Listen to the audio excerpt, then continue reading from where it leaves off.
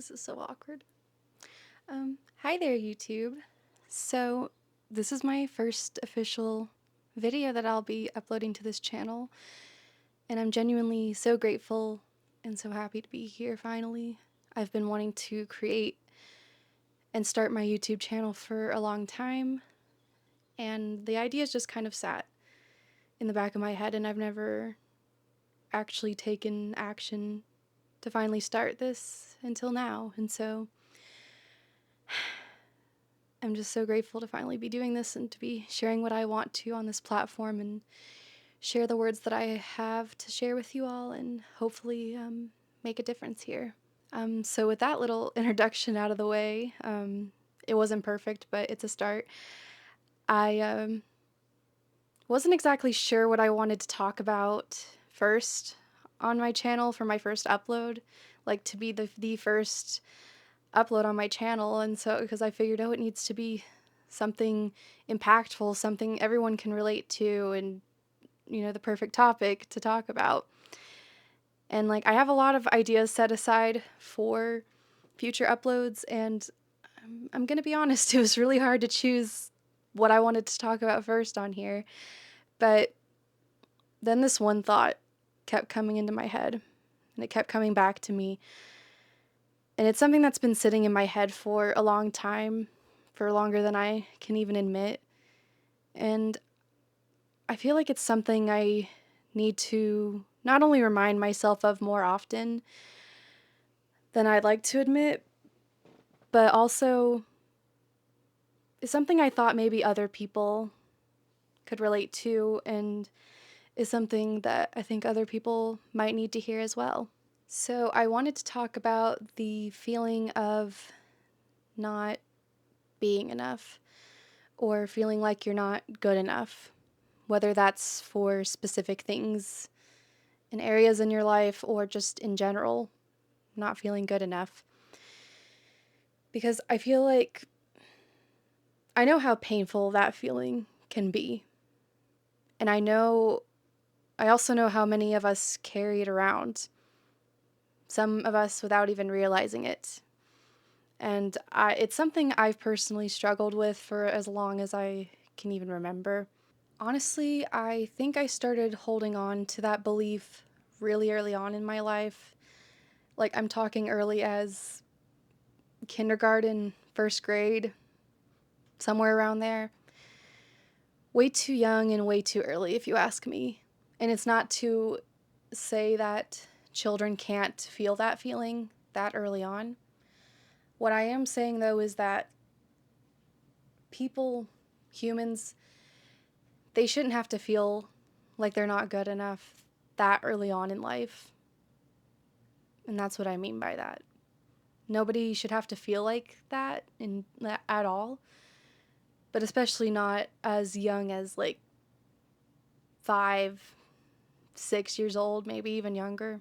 But I was always that kid who was excluded, the kid who was the odd one out, no matter how hard I tried to fit in, no matter how much I tried to mask myself to be like others around me. I literally just couldn't. And I didn't. I tried so hard to fit in, and it just never worked. Like, it honestly almost felt like trying to fit into this tiny little box that I was never meant to fit in, but I kept trying anyway, even though I knew, like, no matter how hard I tried, that I would never fit into that box. I still tried anyway, and I just wanted to feel worthy.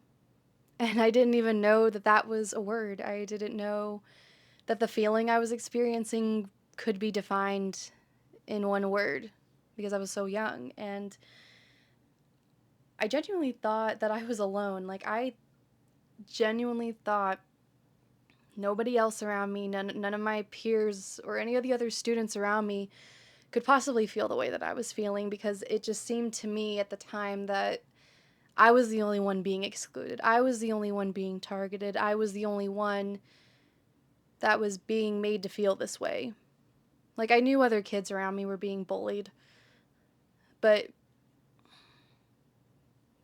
I wasn't in their shoes, so I didn't know that it could be as bad for others that it was for me.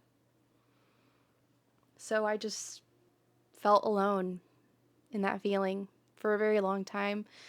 And yet, like, I still craved being worthy. I still craved that, even though I didn't know what that was.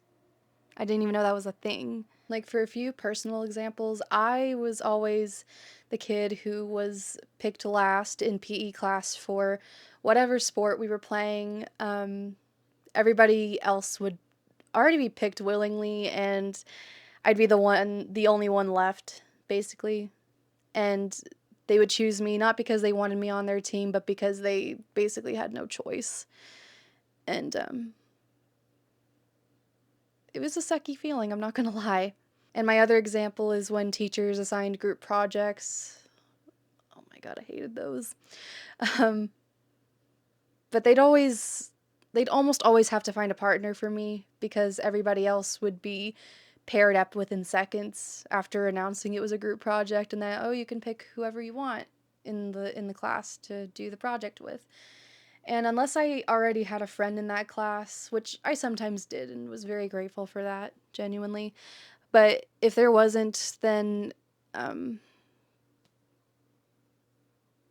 they'd have to pair me up with somebody that didn't even want to work with me, essentially. And honestly, as I got older, you'd think that it would hurt less or that I'd start to get used to it or something like that. But honestly, it hurt worse. Like, it hurt more and more than it did before as I got older.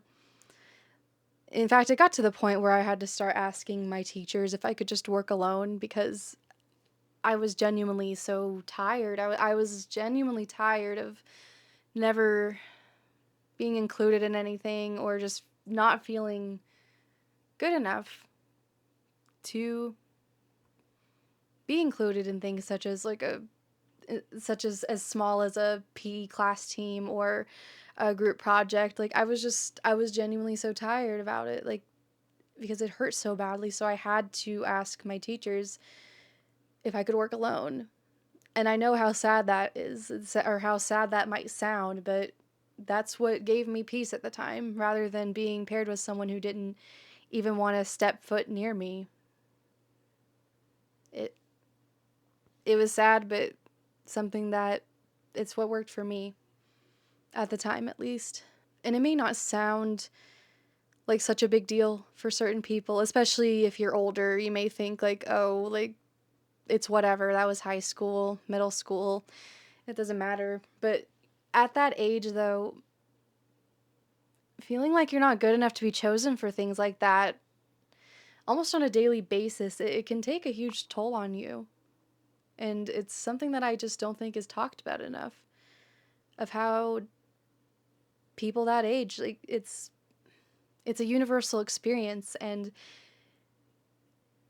it can really affect your mental health even as you age past high school and past graduation. Like, it's just, it can still affect you even then because of how constantly you were made to feel that way. Like, I genuinely couldn't understand what it was about me that made people feel this way about me.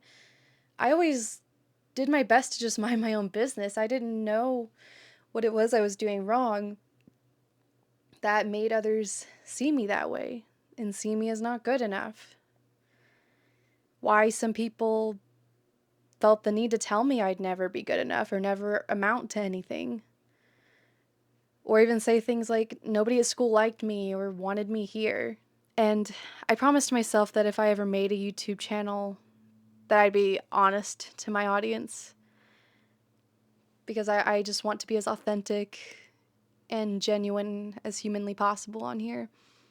Without sharing too much, but to still be, to still seem like a genuine, open and honest human here. But I'm not gonna lie, those words still affect me sometimes even now. And I'm 25 years old, which just goes to show you how deeply hurtful words can stick with you, especially when they're repeated for years and years on an almost daily basis. In fact, there's one sentence in particular that I remember that admittedly still sticks with me and is something that someone said to me after constantly bullying me for 3 to 4 years. But they told me, you can ask the entire school. Nobody likes you and nobody wants you here. And looking back now, I know how untrue that is. I know that those words were not true. But as a 13-year-old girl, I believed it completely. And honestly, it wasn't hard to believe if you think about it. Almost any 13-year-old is going to feel inclined to believe that, especially when they're told similar things like I've said, told similar things like that for years. Your subconscious starts to believe that and see that as fact. And like I thought if people said it more than once, if different people basically echoed it constantly, that there had to be some truth to it. And I'm not sharing any of these experiences to gain pity or sympathy or make people feel bad for me. That's not the point of this video or the purpose behind it.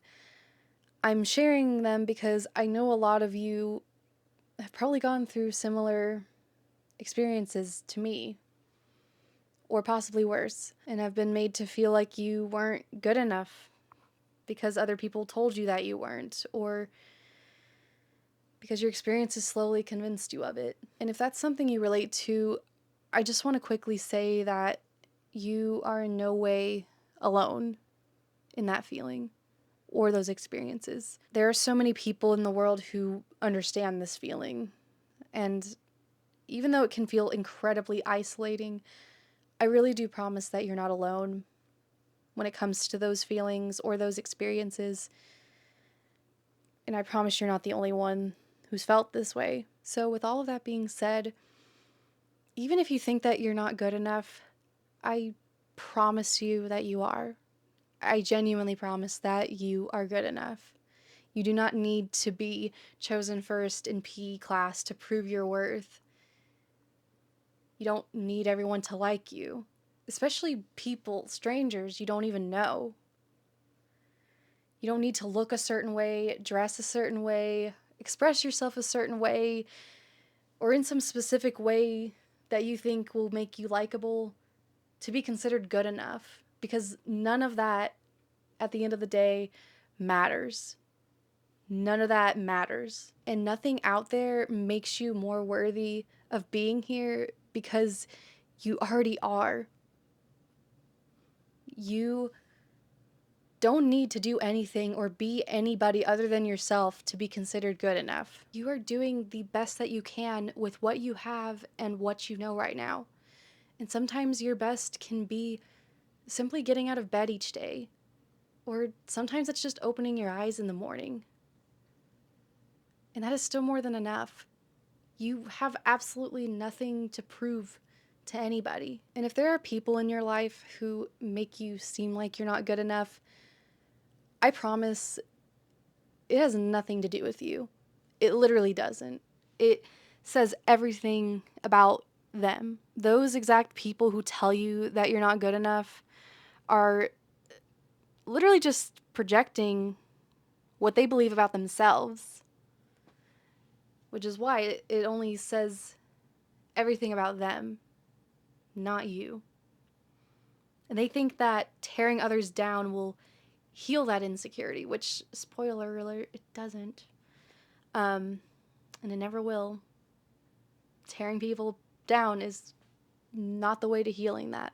But I mean it when I say this. Please don't let your self-doubt bury the light and goodness that you carry. Don't let those old lies convince you that you're not good enough, because they're literally just that. They're lies. Purely lies that your brain wants you to believe, because it's so much easier for your mind to believe negative thoughts over positive thoughts, which is why it's much more easier for your brain to immediately go to negative thoughts, including self-doubt. But I don't want you to let self-doubt like that take over and make you believe these lies that your brain believes. I don't want that for you. I don't want that for anybody. And you can't wait around for proof that you're worthy enough before you believe it. Not from other people, not even from me, because no amount of external validation is ever going to fill that gap. No single ounce of that is ever going to fill that for you, fill that void. What actually changes things is giving yourself permission to be on your own side. That's what changes things. To actually root for yourself, to believe something that's already true, because just because you exist as you are, that's it. And if you don't take anything else from this video, I want you to at least take this. You are good enough exactly as you are. You don't have to be more. You don't have to do more. You don't have to prove anything to anybody. Chasing that approval is exhausting and is only going to steal more time and energy that you'll never get back. You'll never get that time and energy back, no matter what you do. And I say this now at 25 because I don't want you wasting your time. I don't want you wasting your time trying to prove something that was never even in question to begin with. Because real self-acceptance starts with you, and it comes from you. That's where true self-acceptance comes from. And I wanted to end this video actually by reading this quote that I found on Pinterest not too long ago, because I thought it was perfectly fitting for the topic of this video. And it says, "You are good enough, you are strong enough, you are smart enough. Stop thinking otherwise. Other people may put you down, other people may not see your worth, but you must always believe in your worth. You aren't meant to carry these fears and doubts with you. You aren't meant to hold others' criticisms within your own heart. Believe in who you are, because you are truly lovely. You are so much more than you can imagine, and you are so much more than enough." And I honestly really needed to hear that myself as well. And I thought maybe you might need to as well. But yeah, that's all I really have to say for now. Even if it's just one or two people who see this, I genuinely hope that it brings you comfort, and I hope it can reassure someone who may be struggling with the same doubts, the same feelings, and even if it's just my future self. Genuinely, I'll even take that. But yeah, keep growing, keep blooming, and treat yourself kindly today for me. Bye, guys.